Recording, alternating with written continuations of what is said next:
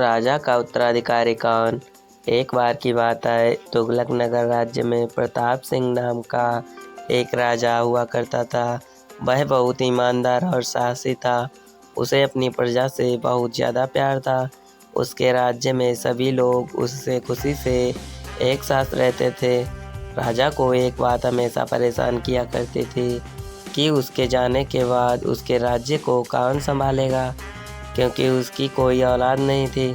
एक दिन राजा ने अपने राज्य से ही किसी युवक को अपना उत्तराधिकारी चुनने का फैसला किया। वह अपनी ही तरह किसी ईमानदार लड़के को सत्ता सौंपना चाहता था, जो प्रजा का ख्याल रखे। राजा ने काफ़ी सोच विचार करके राज्य के सभी होनहार बच्चों को दरबार में बुलाया और घोषणा की, मैं आप सब में से किसी एक को अपना उत्तराधिकारी बनाना चाहता हूँ। इसके लिए आप सबको एक परीक्षा दी जाएगी। जो इसमें पास होगा वही मेरा उत्तराधिकारी बनेगा। इसके बाद राजा ने वहाँ मौजूद सभी बच्चों को एक एक बीज दिया और बोला कि घर जाकर इस बीज को गमले में लगाना। 4 महीने बाद सभी अपने पौधे के साथ यहाँ पर फिर से एकत्रित होंगे। उस समय मैं आपसे किसी एक को अपना उत्तराधिकारी बनाऊंगा। सभी बच्चे सोच रहे थे कि राजा अपना उत्तराधिकारी बनाने के लिए कोई कठिन परीक्षा लेने वाले हैं, लेकिन गमले में बीज बोने की बात सुनकर सभी इस परीक्षा को आसान समझकर खुशी खुशी घर लौट गए। वक्त बीतने लगा, सभी बच्चों के गमले से बीज की उपज दिखने लगी थी, लेकिन क्षितिज नाम का एक बच्चा था जिसके गमले से पौधे का नामो निशान नहीं था। क्षितिज के साथ के दूसरे बच्चों के पौधे बड़े होने लगे थे। यह देखकर वह बहुत परेशान रहने लगा। वह मन ही मन यह सोचता रहता था कि सबके गमले में पौधे आ गए हैं, लेकिन उसके गमले में पौधा क्यों नहीं आ रहा है। उसने सोचा कि हो सकता है उसका पौधा उगने में अधिक समय ले, इसलिए उसने हार नहीं मानी और वह पूरी मेहनत और लगन के साथ गमले की ओर ज़्यादा देखभाल करता।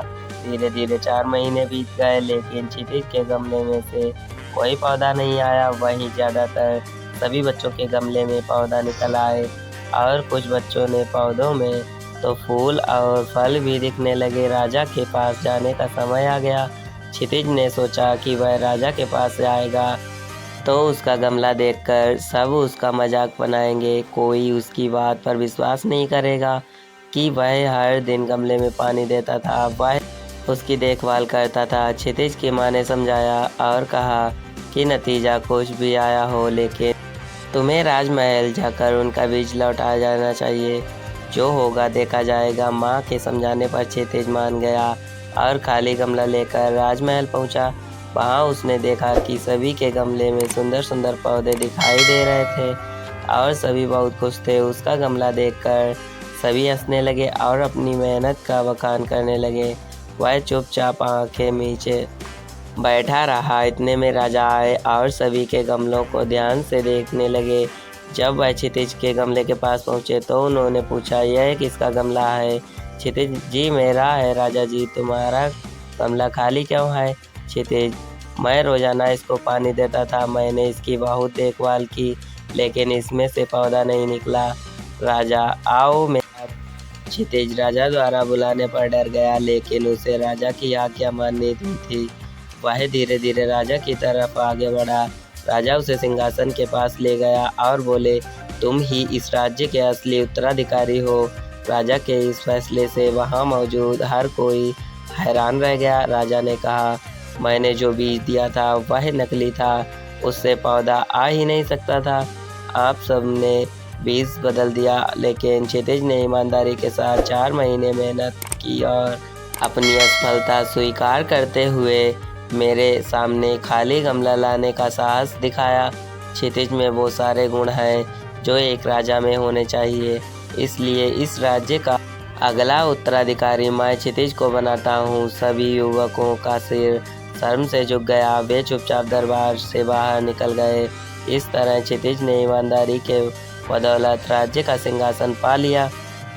कहानी से सीख, हमें किसी भी परिस्थिति में ईमानदारी नहीं छोड़नी चाहिए।